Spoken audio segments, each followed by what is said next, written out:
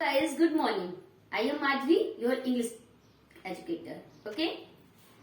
In the yesterday, we learned about the tenses and introduction of the present indefinite tense. So, let us start. Simple present or present indefinite tenses.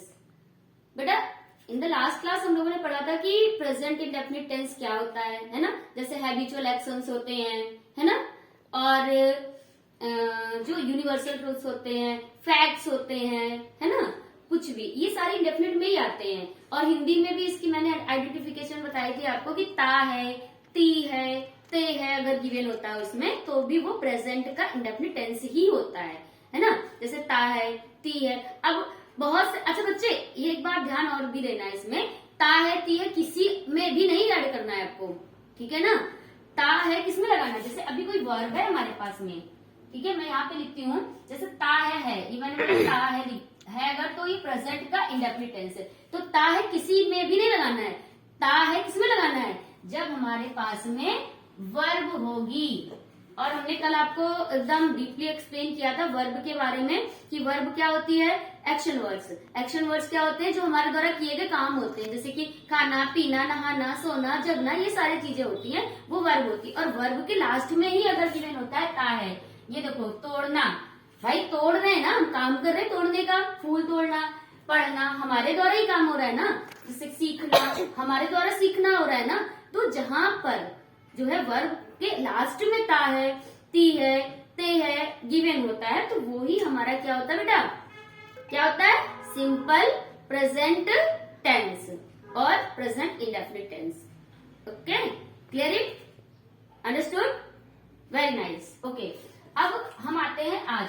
अभी जैसे हमने आपको जैसे आप लोगों को पता होगा कि ईच टेंसेस है ना, जैसे सिंपल प्रेजेंट है या इंडेफिनिट टेंस है तो इसके भी 4 पार्ट होते हैं। जैसे कि अफर्मेटिव में कोई बात, अब सेंटेंस की बात आती है, पहले हम लोग को सेंटेंस भी पता होना चाहिए ना। अफर्मेटिव सेंटेंस हमने यहाँ पे लिखा हुआ है, ठीक है। तो अफर्मेटिव में क्या होता है, अफर्मेटिव सेंटेंस मतलब क्या होता है, पॉजिटिव, है ना, जो बात हम पॉजिटिव वे में कहते हैं, इसमें नॉट गिवन नहीं होता है, नहीं गिवन नहीं होता है, वही अफर्मेटिव सेंटेंस होता है, ठीक है।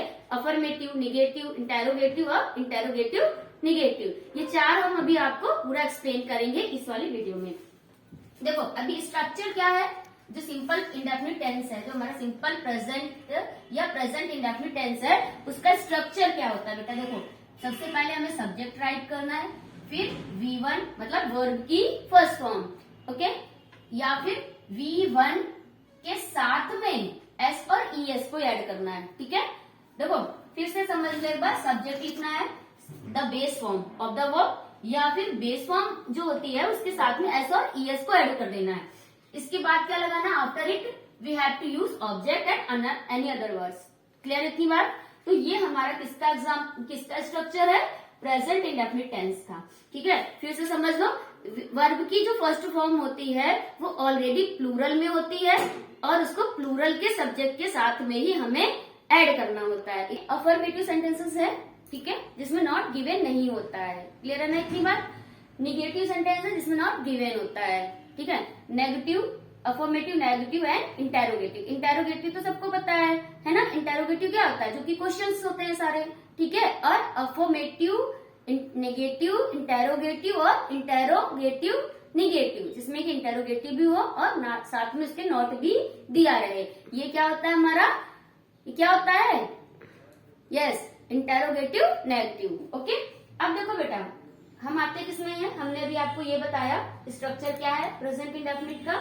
सब्जेक्ट V1 S और ES, V1 के साथ में S और ES दिया है, ऑब्जेक्ट दिया, अदर वर्ड्स है। अगर हम इसको जान लिए तो ये हमारा क्या हो गया, प्रेजेंट इंडेफिनिट टेंस है। बस हमें लर्न क्या करना है, first form of the verb. मतलब अभी मैंने आपको बताई थी कि वर्ब की जो बेस फॉर्म होती है, ठीक है, वही हमारी क्या होती है, प्लूरल के साथ में उसको यूज करते हैं ना, प्लूरल वर्ब ही होती है। यानी जितने भी हमारे प्लूरल नंबर्स होंगे, जितने भी हमारे बहुवचन होंगे, मीन्स मोर देन 1, ठीक है, जितने भी एक से ज्यादा लोगों के बारे में बात करें उसमें हम बेस फॉर्म का ही यूज करेंगे, ठीक है। अगर हमारे पास में थर्ड पर्सन सिंगुलर सब्जेक्ट होता है, ठीक है, किसी भी थर्ड पर्सन का सिंगुलर सब्जेक्ट होगा, उसके साथ में हमको S और ES को यूज करना है, ठीक है। अभी हम कुछ एग्जाम्पल्स देख लेते हैं यहाँ पे।